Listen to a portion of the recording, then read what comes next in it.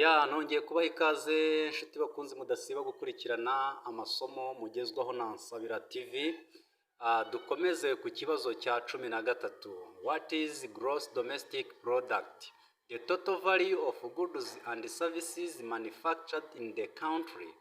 The total value of all the transactions in the country. The reduction in the total value of goods and services produced in the country. The monetary value of all finished goods and services made within a country during a specific period of time. Igisubizo ni D. Nkwibutsa ko niba uri mushya kuri uyu muyoboro wacu wa YouTube, urareba munsi ya video yawe ukande ijambo ryanditse subscribe kugira ngo hatazagira video n'imwe izajya igucika. Dukomezanye n'ikibazo cya 17. What does capitalism refer to? The use of market, government ownership of capital, private ownership of capital goods, private ownership of homes and cars. Igisubizo ni C. Private ownership of capital goods. Mbibutsa ko bimwe mu bibazo n'ibisubizo tuba tubifite cyane kuri exam ziba zaragiye zikorwa ku myanya itandukanye ishyirwaho n'ibigo bitandukanye ku rwego rw'igihugu ndetse n'izindi nzego zifuza gutanga imyanya binyuze mu rubuga rwa MIFOTRA. Biba ngombwa ko bazana imyanya bakayishyira muri iyi platform. Zimwe mu impamvu rero nyamukuru zituma tubahereza bimwe mu bibazo biba byaragiye bikorwa hano ku rubuga rwa MIFOTRA, tuba tugira ngo habeho kwimenyereza guhagije. Ntekereza ko ufite ikizami ushobora kugisoma bikagufasha kwiyungura bumwe mu bumenyi buba bukenewe kugira ngo ube wabasha gutsinda ikizami kinyuze muri MIFOTRA.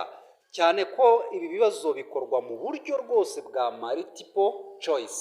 Bivuze ko rero uko usoma ibibazo byinshi bigiye bitandukanye byagiye bikorwa, niko kwiza kugufasha kwimenyereza n'igihe ugeze muri ya system. Mu by'ukuri birashoboka ko ushobora guhura na bimwe mu bibazo ndetse bifite ibisubizo wigeze wahura nabyo igihe wabaga uri gukora practice.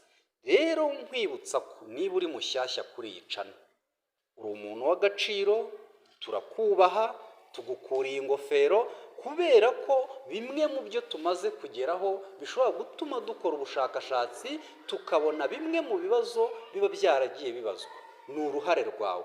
Ubaye rero uri mushyashya, reba munsi ya video yawe ukande subscribe kugira ngo video zose zikubiyemo ibibazo tuzajya tuzana hano ku muyoboro wacu wa YouTube ntizikagucika.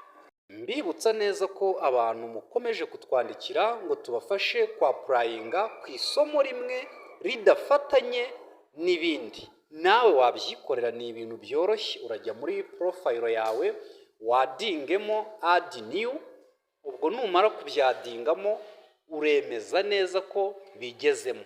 Nyuma y'uko rero ubonye ukoze update bikaba biriho, ukaba uri kubibonamo byanditse neza, ibyo biragufasha kugira ngo ube qualified, ube wabasha kwa prayinga.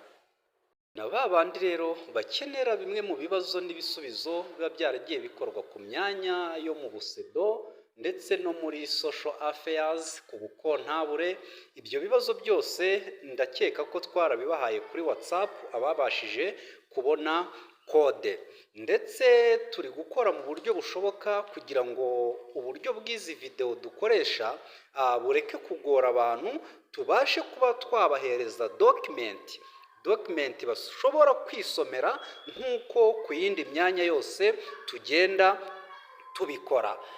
Benshi mujya mubona ibizami byagiye bikorwa mu myaka yashize ku magroup WhatsApp, kuri Facebook n'ahandi henshi hagiye hatandukanye kuri platforms zikoreshwa n'abanyarwanda batari make.